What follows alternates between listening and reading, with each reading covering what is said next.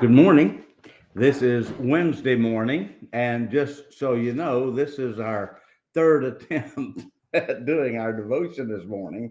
We're having trouble with our internet at church, and I don't know what the problem is, but twice I was beginning and it said disconnected. Well, it's hard to do the devotion live when you're disconnected.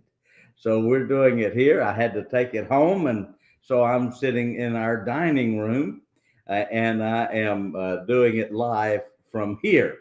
And hopefully, we won't get disconnected here. If we do, I'm just afraid it's over. That'll be it. But we are looking forward to our time together today. And I hope today you have a great day. Who knows what God has for us on this day? You know, the Bible says, in both a negative and a positive way, thou knowest not what a day may bring forth. Today may bring the greatest blessing you have ever seen in your life. Some days are days of miracles when God does something and we wonder, how in the world could the Lord have done that? And then sometimes it's days of disappointment when things don't happen the way we thought they were going to. We've had them planned out and something happened. We don't know what's going to happen, but I sure am glad I know the one who does know. And that's why James put it this way. He said that we should say, if the Lord will, we'll do this or that. And that's what we ought to do, is be trusting him. We've been talking about things about church. David said, I went into the sanctuary and then I understood. He said, I want to see thy power as I saw in the sanctuary.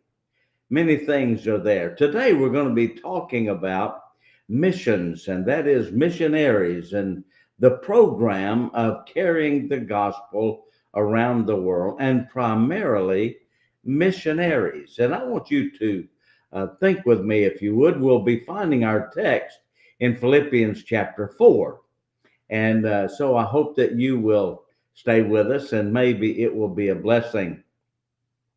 You know, there's been, for the last many years now, there's been a real push about recycling, and people recycle things. And I know in some states it's law that you separate your items out, and plastics go one place, metal go another, papers, all this kind of stuff. You recycle things if you can. There are recycling plants and places where you can take stuff to be recycled. And so we know that that's very popular, and it has become a social issue. And there are some people who really take it almost to the extreme in their work. And a lot of churches have gotten involved in this idea for saving the earth and so forth. And so they have these recycling programs, even at churches.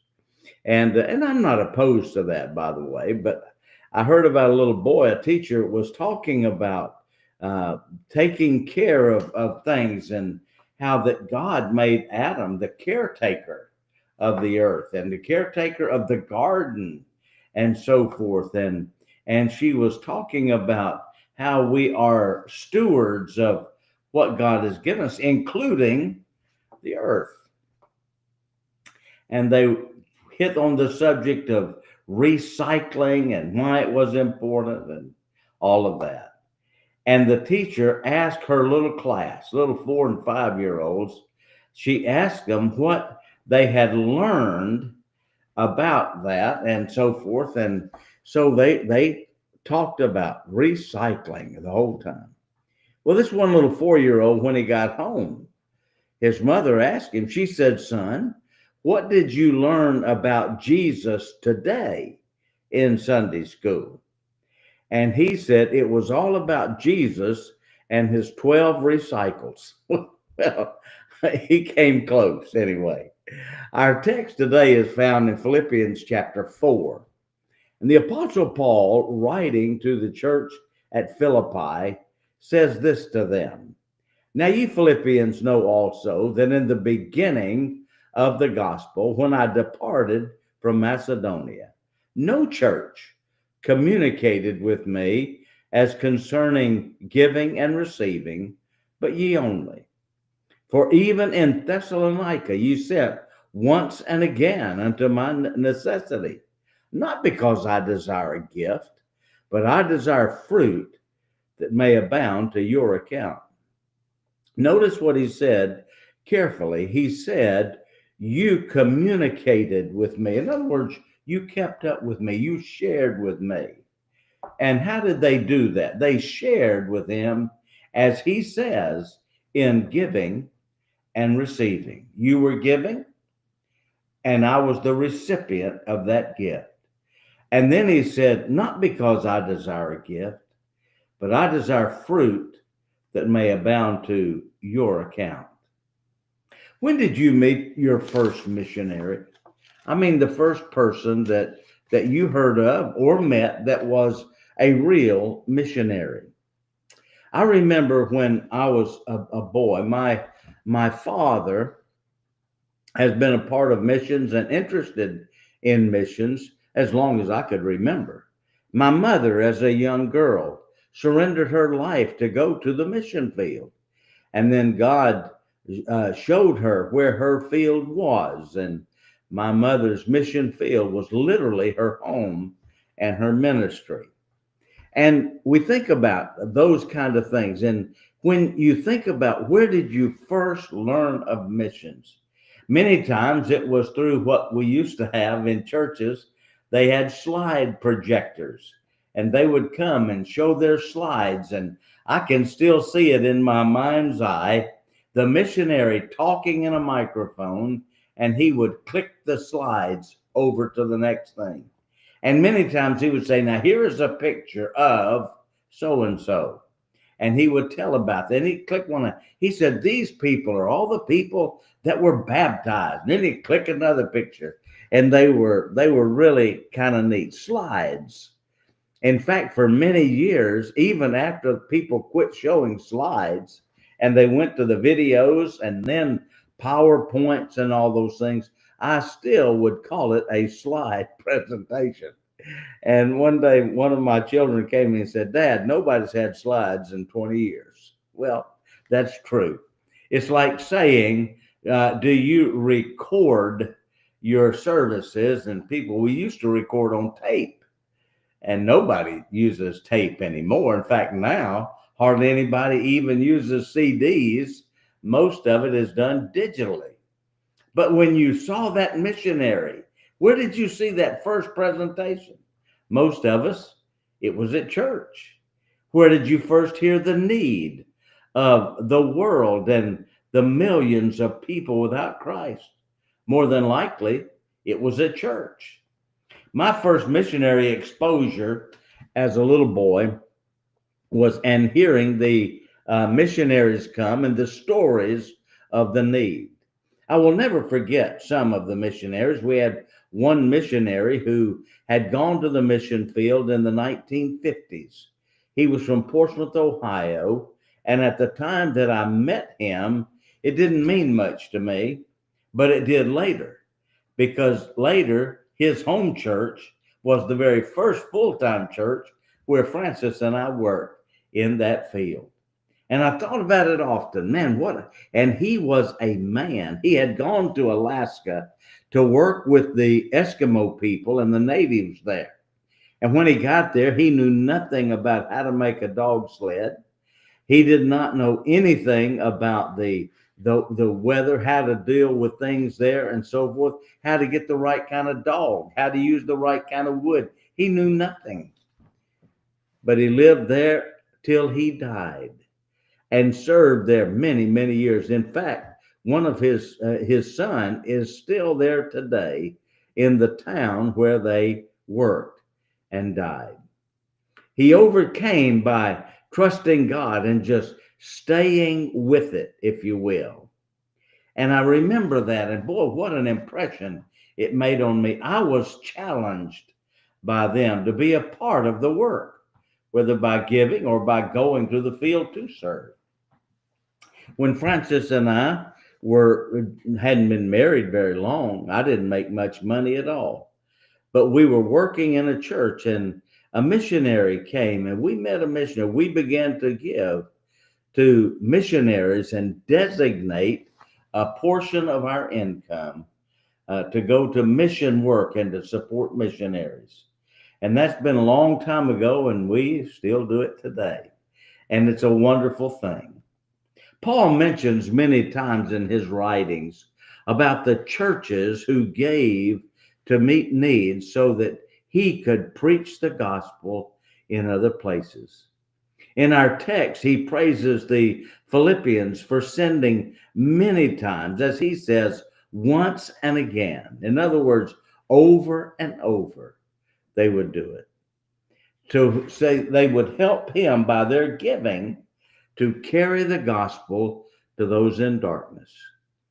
Every missionary that comes to our church, every dollar we send to help in the cause of missions, is teaching our people how important it is to be involved.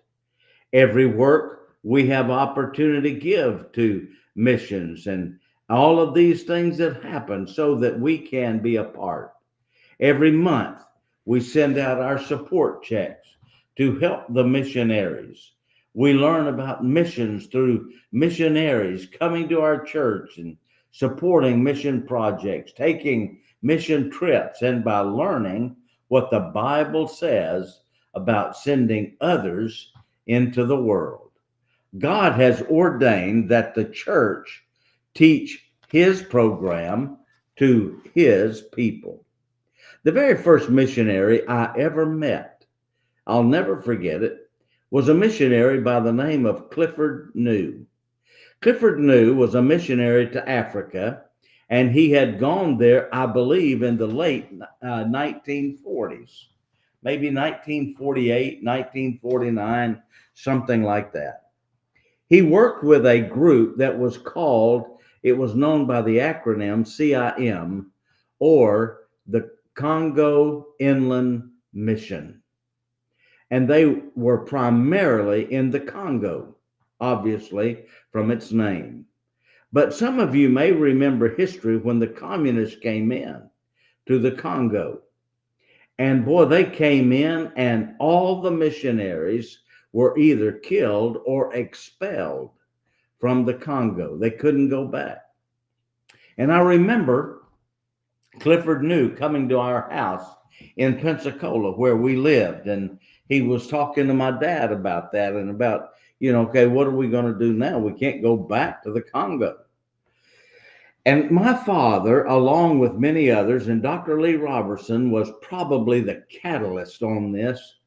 They got together and they were talking about it because they were heavily involved with the Congo Inland Mission.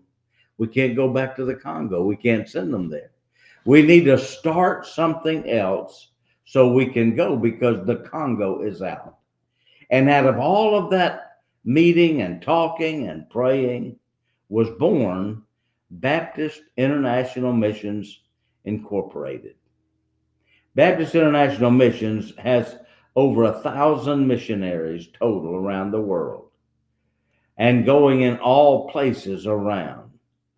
But I remember how that one event got churches to focus on the world international missions, not just the Congo. And I think sometimes if we're not careful, we're kind of like that. We focus in on one little area, but it is the world that we're reaching. In my mind's eye, I was about 10 years old when all this was happening. I can still see that missionary coming with his burden to go back to the mission field. And he did, by the way. Since those days as a child, I have literally met and known hundreds of missionaries. I have known some of those missionaries whose hearts were so much on the field that where they had served that they chose to finish their life on that field, and they are buried in that field even today. I remember having the opportunity to go to Haiti and meet Wally and Eleanor Turnbull when we were there. We happened to be able to be there on their 50th anniversary celebration of their mission work.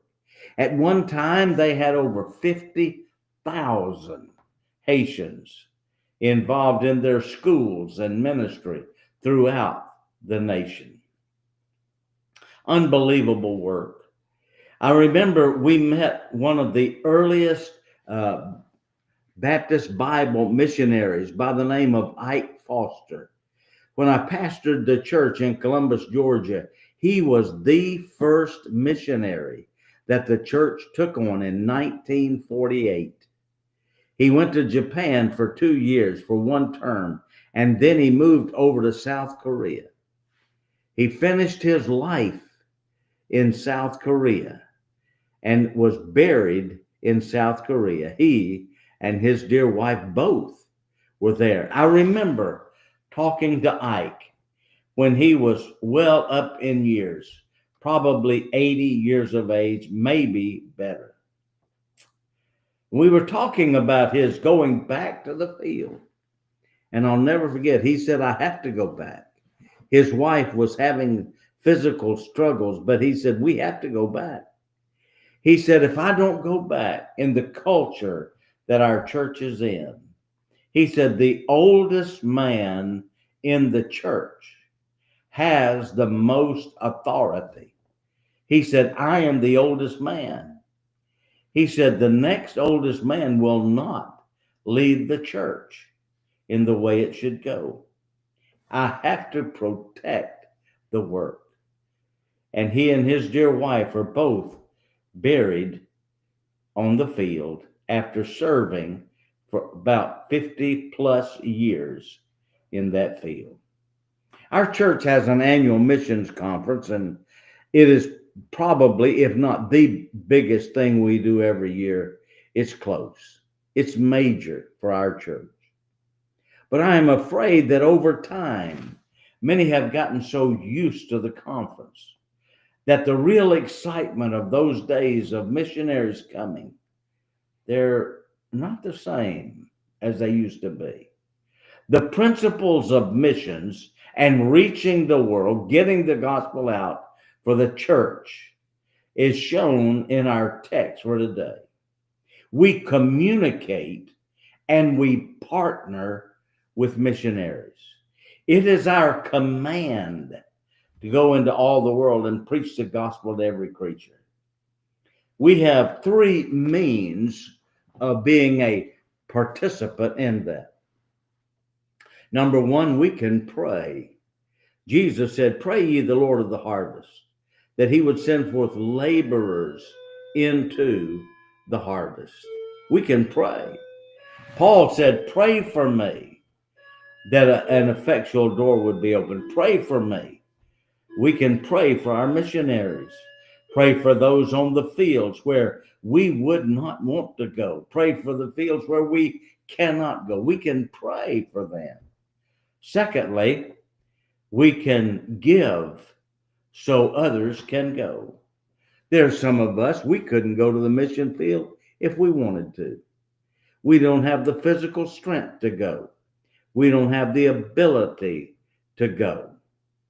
But we can give. You say, well, preacher, I don't have much money. I didn't say how much money you had. I said, we can all give. You can give $1. You can give $5. You can give a couple of cups of coffee a week. Francis and I were somewhere the other day, and with our meal that we got, it cost us $3 and something for coffee. And she looked at me and she said, can you believe it cost $3 and something for coffee? I said, the cheapest I ever remember coffee was 10 cents. Well, things have changed, haven't they? But you mean to tell me you couldn't afford to do a cup of coffee a week for missions? If it's $3 a week, that's $12 a month. You could do that. And if you could do 2, you could do more. Most of us could do a lot more if we wanted to for missions, to give, to help others to go. Not only can we pray, and not only can we give, but there are some who can actually go. If we would give our lives to what the Lord wanted us to do, we can go to help in many, many ways. As we support missions, we become partners in their ministry. And what they produce is fruit that abounds to our account. Notice what Paul said. Not because I desire a gift. In other words, not because I want your money, but I desire fruit that may abound to your account. Paul wasn't trying to get a better camel to ride to the next place to go. He wasn't trying to raise money so he could buy a bigger house or have better clothes. Paul had one thing in mind. I want to get the gospel out. And he said, fruit that may abound to your account. Corrie ten Boom, the famous survivor of the Holocaust, once said this: I have held many things in my hands, and I have lost them all. But whatever I have placed in God's hands, I still possess. Jesus said, lay up for yourselves treasures in heaven, not on earth, but lay it up in heaven. Everything we do to help reach others for Christ is laying up treasures in heaven. Somebody said this, and I like it. The church is a learning station for seeking saints. We can learn what we want to learn, can't we? If we come to church and allow the Lord to speak to us through his word and through his ministry. God bless you for being with us today. And I hope today will be a blessed day for you. Don't forget, join with us in the morning, 8:30, right here. God bless you today.